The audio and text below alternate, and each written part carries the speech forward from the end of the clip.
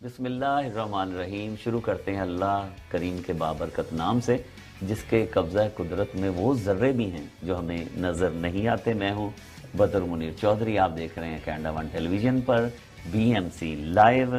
آج میرے ساتھ وہ شخصیت ہیں جن سے ملنے کو بڑا عرصے سے دل چاہ رہا تھا، لیکن یہ سارا سلسلہ ہمارے دوست ڈاکٹر شکیل صاحب نے پورا کر دیا. ڈاکٹر شکیل صاحب کا بہت زیادہ شکریہ.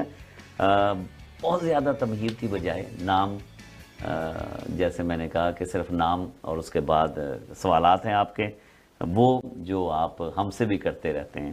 ڈاکٹر خالد ظہیر. ڈاکٹر صاحب بہت شکریہ سر. آپ کا بہت شکریہ جی، آپ نے موقع دیا کہ میں آپ کے پاس آ کر آپ کے سوالات کے جواب دوں. ڈاکٹر صاحب، جو یہاں مورگیج کا بہت مسئلہ ہے، لوگ پریشان ہیں، مورگیج لے کر بھی پریشان ہیں. یہ وہی انٹرسٹ یا سود ہے جس کا قرآن پاک میں منع ہے اور بہت ہی سختی سے سر منع ہے؟ جی میرے خیال میں ایسا نہیں ہے. اچھا. لیکن میری بات کوئی شخص کے جو میری بات کو نہیں سمجھتا نہ مانے. پہلے بات کو سمجھیں آپ. دیکھیے، گزارش یہ ہے کہ یہ جو ہوتے ہیں نا ایسٹس، کموڈیٹیز، ان کی دو کیٹیگریز ہیں. ایک وہ ایسٹ ہے، وہ کموڈیٹی ہے جس کو جب آپ استعمال کرتے ہیں تو وہ استعمال کے نتیجے میں ختم ہو جاتی ہے. صحیح. اس کی نوعیت ہی ایسی ہے. چائے ہے، کہوا ہے، گندم ہے، چاول ہے، روپیہ پیسہ ہے.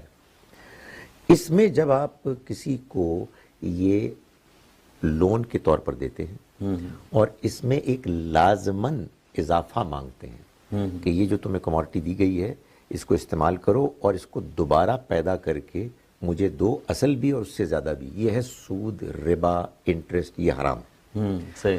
دوسری نوعیت جو ہے ایسٹس کی، جیسے میز ہے، جیسے گھر ہے، جیسے گاڑی ہے، اس کی نوعیت یہ ہے کہ جب آپ اس کو استعمال کرتے ہیں تو وہ ختم نہیں ہوتی. وہ انٹیکٹ رہتی ہے اسی طرح سے. اگر کمی بیشی ہو جائے اس سے کیا فرق پڑتا ہے. لوگ کہتے ہیں وہ ڈیپریسیشن ہو جاتی ہے. مکان میں تو ویلیو کی اپریسیشن ہوتی ہے. صحیح. اس کو جب آپ دیتے ہیں استعمال کے لیے تو جو چیز آپ کو حاصل ہوتی ہے وہ کرایہ ہے. صحیح. کرایہ جائز ہے اور سود، انٹرسٹ، ربا ناجائز ہے.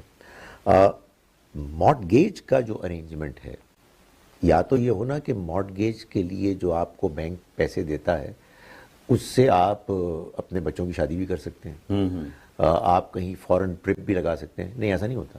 وہ ہوتا ہی مکان کے لیے ہے. وہ ایک مکان اسپیسیفک لون ہوتا ہے جو آپ خریدتے ہیں اور اس کے بعد آپ انسٹالمنٹس دیتے تو ہیں. یہ کرائے کی صورت یہ ہائر پرچیز ہے. صحیح. اس میں جتنا بھی عرصہ ہے، فار انسٹنس آپ کی ڈاؤن پیمنٹ کے علاوہ 25 سال پر محیط آپ کی جو پیمنٹس ہوتی ہیں ان کو باقاعدہ کیئرفلی وہ اپنی کیلکولیشن کے مطابق ڈیوائڈ کرتے ہیں. شروع میں صرف کرایہ ہی ہوتا ہے، لیکن بعد میں وہ کرایہ اور اصل پرنسپل یعنی مکان کی قیمت کی طرف آپ کی پیمنٹ ہوتی ہے. اور وہ اس طرح سے وہ کیلکولیٹ کرتے ہیں کہ واٹ ایور دا ڈیوریشن، 25 سال کے بعد مکان آپ کا ہوتا ہے. ایمورٹائزیشن جس کو ہم بولتے ہیں. ان کو ان کا کرایہ بھی مل جاتا ہے اور ان کے لیے وہ ایک اچھا بزنس ماڈل ہوتا ہے. اس میں غلطی کیا ہے؟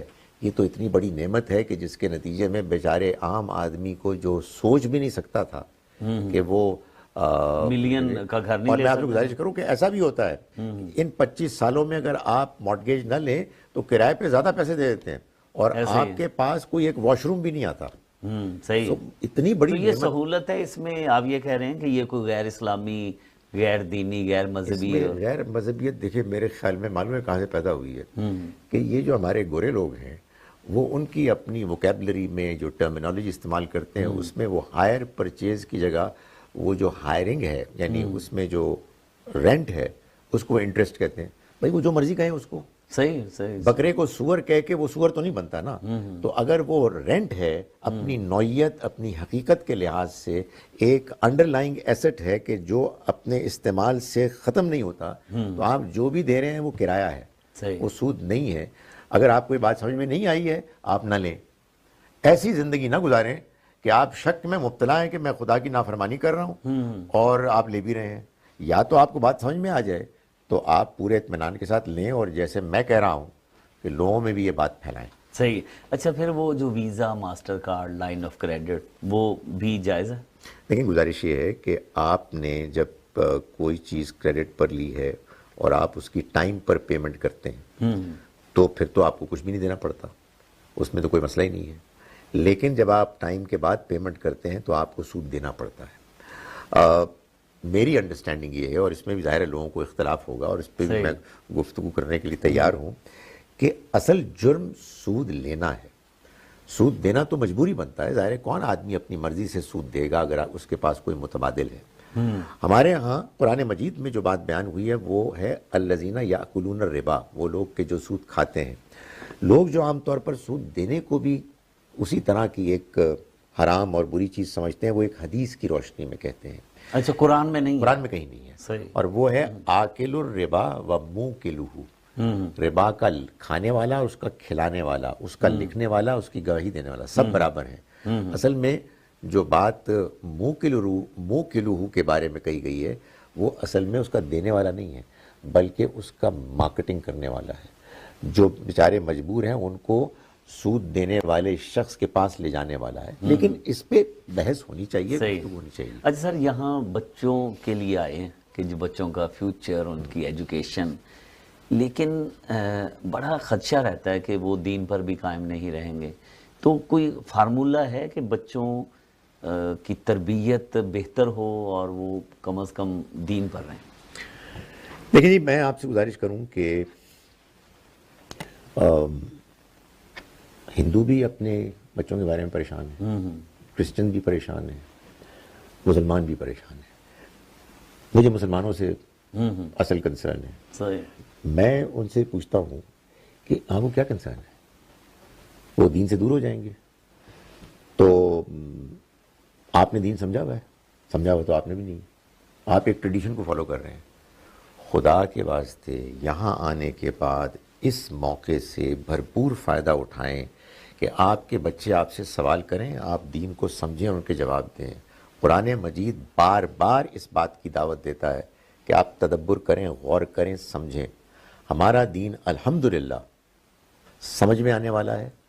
پوری دنیا کے جو سوالات ہیں اس دنیا کے پزل معمے کے بارے میں، ان کے بارے میں یہ واحد پیغام ہے کہ جو تسلی بخش جواب دیتا ہے، اس لیے کہ اللہ کا پیغام ہے. لیکن مشکل یہ ہوتی ہے کہ ہم نے اللہ کو پیغام کو اس لیے مانا ہوا ہوتا ہے کہ اماں جان نے ہمیں یہ بتایا ہوا ہے، مولوی صاحب نے بتایا ہوا ہے، خود تو ہم نے سمجھا ہوا نہیں ہے. یہاں والدین کے پاس ایک غیر معمولی موقع ہے کہ وہ اپنے بچوں کی وجہ سے اپنے دین کے بارے میں سچائی کے ساتھ تحقیق کریں اور اس کو ڈسکور کریں. تو بچے بھی انشاءاللہ کہیں نہیں جائیں گے اور آپ کو بھی اصل دین سمجھ میں آئے گا. ورنہ یہ ایک ایسی ٹریڈیشن ہے جیسے کہ اوروں کی ٹریڈیشن ہے. صحیح. تو آپ پریشان ہو رہے ہیں اس لیے کہ بچے دور جا رہے ہیں. بھائی دور اس لیے جا رہے ہیں کہ آپ ان کے اوپر سختی کرتے ہیں اور ان کے سوالوں کے جواب نہیں دیتے اور ان کو شٹ اپ کال دیتے ہیں. یہ کام کرنا بند کر دیں اور ان کے سوالوں کو جینوئنلی سمجھیں اور ان کے جواب تلاش کریں. کوئی نکما جواب نہ دیں صرف اس لیے کہ آپ نے ان کا منہ بند کرنا ہے، اس لیے کہ یہاں یہ نہیں چلے گا. تو میں سمجھتا ہوں کہ ویلڈ ریزن کے ساتھ جو ہے نا ان کے، اور خود سیکھنے کی کوشش کریں. صحیح صحیح. پہلی مرتبہ آپ کو دین سمجھ میں آئے گا. ورنہ آپ سچی بات ہے کیوں دین کو مان رہے ہیں؟ اس لیے کہ سب لوگ کہہ رہے ہیں. تو اس طرح سے تو دین نہیں ماننا چاہیے. اسی طرح سے ہم سب مانتے ہیں، لیکن زندگی میں آدمی کی ایک سٹیج آتی ہے جس کے بعد آدمی کہتا ہے کہ نہیں مجھے بات خود سمجھنی. صحیح. سر یہاں بچوں کے رشتے اور اس طرح کے بڑے پرابلمز ہیں. پھر اب یہ سسٹم ہو گیا ہے کہ بچوں سے کہا جاتا ہے کہ جی اپنی مرضی کر کے ہمیں بتائیں لڑکا یا لڑکی پسند ہے. تو یہ جائز ہے؟ بھائی اپنی پسندی شادی ہونی چاہیے. دیکھیں بات یہ ہے کہ یہ تو ہمارے دین میں جس طرح سے نکاح ہوتا ہے اسی میں، اور یہ جو ہم نے بات کی تھی نا سنت، نکاح بھی اسی طرح کی ایک سنت ہے جس میں کہ دولہا اور دلہن دونوں کی آزادانہ مرضی کے بغیر کوئی نکاح جائز ہی نہیں ہے. اگر لڑکی یہ کہے کہ مجھے تو زبردستی کرایا جا رہا ہے تو مولوی صاحب کو جو نکاح پڑھانے والے نکاح خواہ ہیں ان کو انکار کر دینا چاہیے. تو یہ تو اس میں ان بلٹ ہے. اب کرنا کیا ہے؟ ہوتا ہے کہ ہمارے ہاں پہلے والدین اپنی دھونس سے کرا دیتے رشتے. یعنی آپ سوچئے ہماری جو بزرگوں کی جنریشن تھی، سر پہلی مرتبہ شوہر اپنی بیوی کو نکاح کے بعد دیکھتا نہیں ایسے ہی ہے سر، ایسے ہی کمال نہیں ہے یہ؟ تو یہ کوئی دین کا تقاضا نہیں ہے، یعنی کہ پہلے آپ کو اطمینان کرنا چاہیے ان کو بھائی، بٹھائیں پھر آپس میں دیکھیں، پوری زندگی گزارنی ہے آپ نے، دنیا کا سب سے اہم فیصلہ آپ کرنے چلیں۔ ڈیٹنگ جائز ہے؟ دیکھیں اکیلے نہیں ملنا، یعنی کہ کہیں اور کوئی نہ ہو، وہ پھر تیسرا شیطان ہے، لیکن آس پاس لوگ موجود ہیں اور آپ آپس میں بات چیت کر رہے ہیں، ایک دوسرے کا نقطہ نظر سمجھ رہے ہیں، فلرٹنگ نہیں کرنی ہے، لیکن ذرا لیکن میل اگر ملاقات نکاح آپ کریں۔ کرنا ہے تو آپ مل سکتے ہیں، ایبسولوٹلی، کیوں نہیں تو مل سکتے؟ ریسٹورنٹ میں ملنے کوئی ایسی جگہ پہ اکیلے آپ سمجھیں گے، اکیلے جہاں کوئی بھی نہیں ہے وہ پھر خطرناک چیز ہے، وہ ظاہر ہے کہ ہم جانتے ہیں کہ پھر انسان اپنے نفس پر قابو نہیں پا سکتا، وہ شیطان ہوتا ہے۔ اچھا سر، یو کے میں جو یہ تعویذ دھاگے اور اس طرح کی چیزیں بہت زیادہ اب، اور کینیڈا امریکہ میں بھی ایسے اشتہار چھپتے ہیں، ٹی وی پہ آتے ہیں، اخباروں میں آتے ہیں کہ کالا جادو ہے، جن چڑیلے ہیں، نظر بد ہے، تو یہ جو کاروبار ہے، کیا یہ جو اس میں انوالو ہو جاتے ہیں ان کے لیے کچھ ایڈوائز کرنا چاہیں؟ دیکھیں ایک تو یہ کہ ایسی چیزیں ہوتی ہیں جیسے نظر بد ہے، جی، مادی دنیا میں جیسے بیماریاں ہیں، یہ کوئی غیر مادی دنیا کی بیماریاں ہیں، صحیح، ان کا انکار نہیں کیا جا سکتا، تاہم اس میں سب سے بہتر یہ ہے کہ ہم اللہ سے دعا کریں اور قرآن مجید کی جو صورتیں آیات ہیں، آیت الکرسی، سورہ فاتحہ، معوذتین ہیں، ان کو پڑھیں، احادیث میں دعائیں ہیں، رقیہ کی ٹائٹل کے ساتھ بہت کچھ اب یوٹیوب میں موجود ہے، ان کو سنیں، سب سے بہتر تو یہ ہے۔ استخارہ کر لیں۔